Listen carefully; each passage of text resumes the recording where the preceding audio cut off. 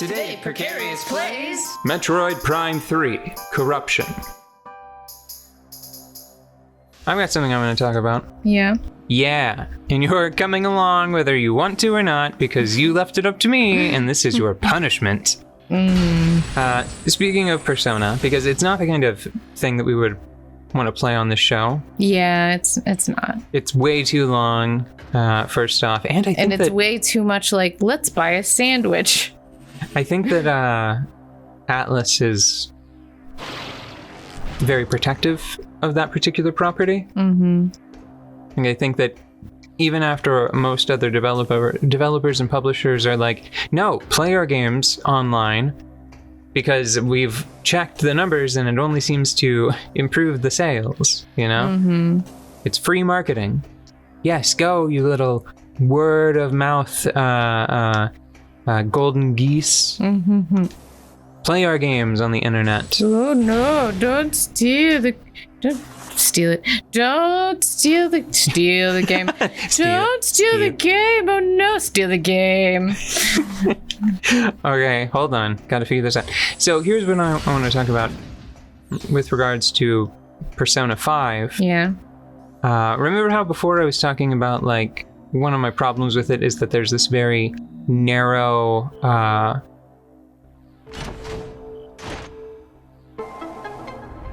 sort of representation and definition of female beauty, right? Yeah. It's like I think that there's like at least 100 personae that you can have, and almost all of the ones that are pretty ladies, they fall into a very narrow band of this, like, I would say,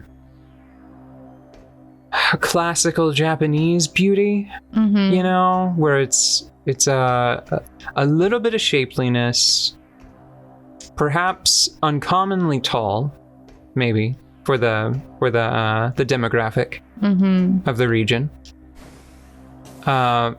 Modest bust, no butt. You know? And just very striking facial features. So like a piercing gaze. Everybody's got a piercing gaze.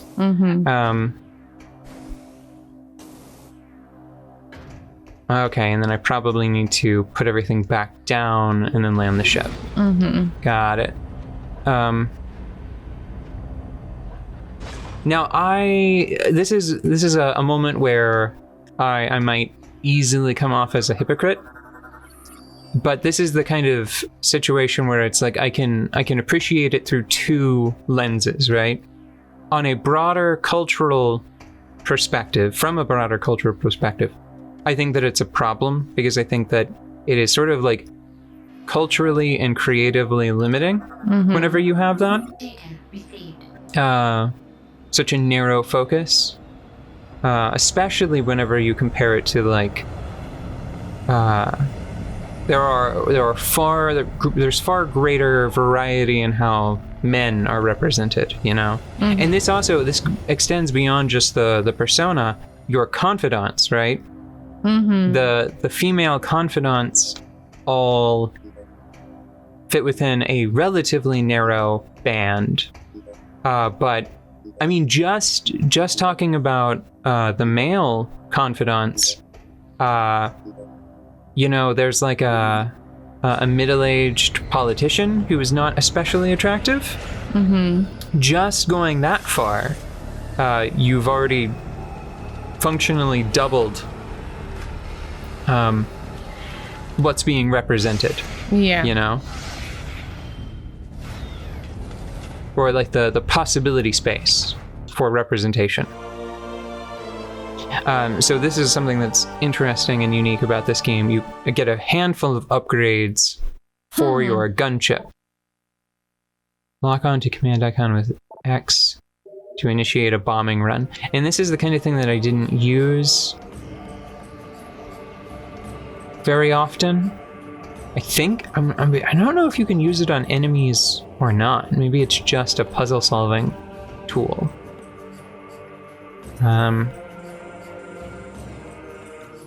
Well, regardless, I think that I might be able to use it there.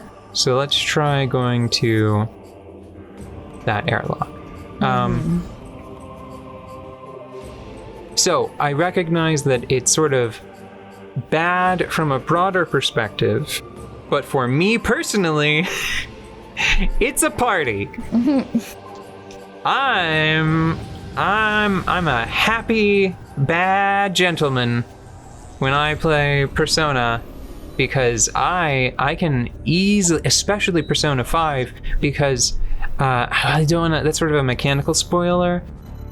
I won't be too specific about it. There are methods by which you can render stats sort of inconsequential, right? It is possible to focus more on just like the aesthetic of a persona.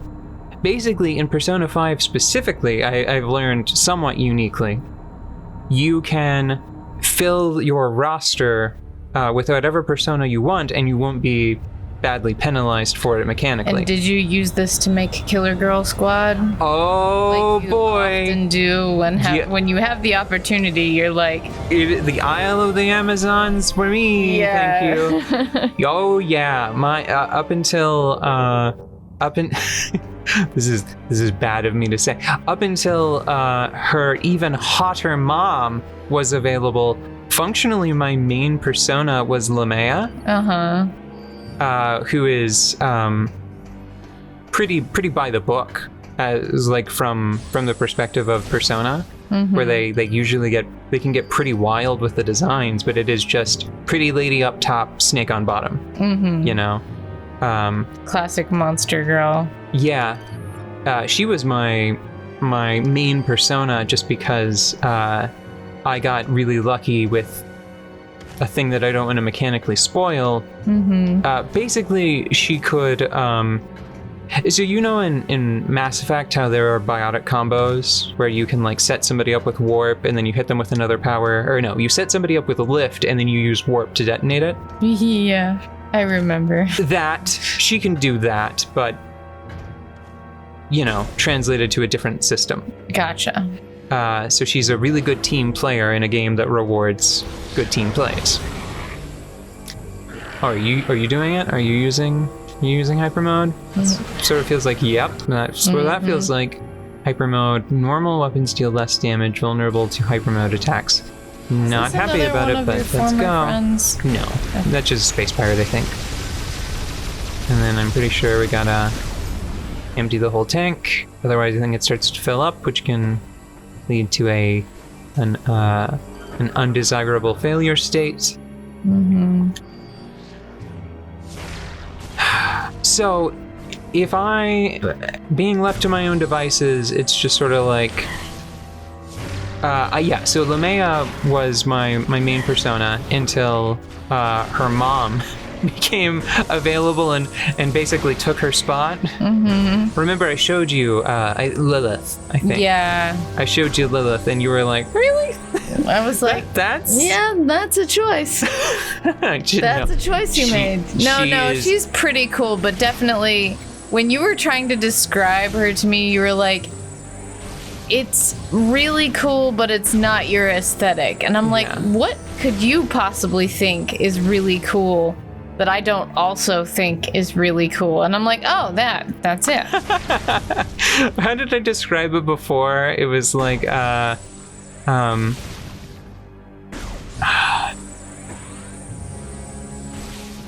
just a biker gang's interpretation of a biblical story, right? Yeah, something like that. Yeah. It's just like the Bible by way of a biker gang. Yeah, you know? Bible by way of biker gang. And I'm like, not either of those, no. Yeah, no. I think that people that know me would be like, really? And I'm like, This yeah. one? This one? She's rad. I want her in my life. In your life. She's super cool. Yeah. So just to explain it, I'm pretty sure it's Lilith. Lilith in Persona 5 is... it's a woman with sort of like... collapsed and elongated digits on her feet and hands. So she has like 3 digits at the end of each limb that are kind of like made longer and kind of spookier.